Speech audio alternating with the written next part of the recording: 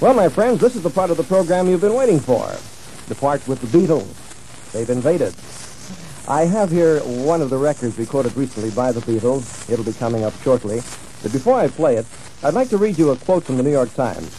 It says, "The Beatles' impact on Britain has been greater than that of any other exponent of popular music. There has been adulation before, but no one has taken the nation's fancy as have the Beatles. Beatlemania, as it's called, affects all social classes and all levels of intelligence." Well, with that in mind, we're not only going to feature the Beatles on a record, but you're going to meet the boys right now. John Lennon, Paul McCartney, George Harrison, and Ringo Starr. The Beatles. Welcome to the show, fellas. Thank you. Thank you very much. Pleasure to be here. Say, John, how did you ever decide on a name like the Beatles for the group?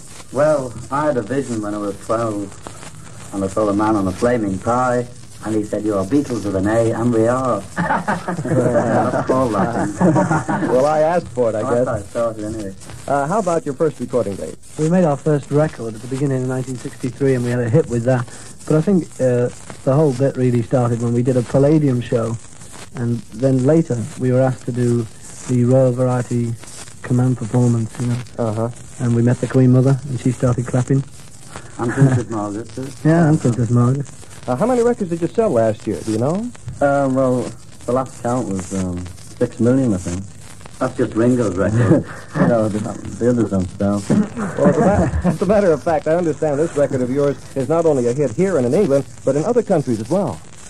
Yes, well, we've heard that our latest record, Of an Older Hand, came into the Australian top 20 right in a number 1, which is very nice. And I think it's selling in Finland and Sweden and other places like that, too. Gentlemen, the Beatles have now taken over the world. Well, that's a nice thing to say, isn't it? We're very lucky. By the way, who's your barber? You do have one, don't you? No, it's a dirty rumor, we don't.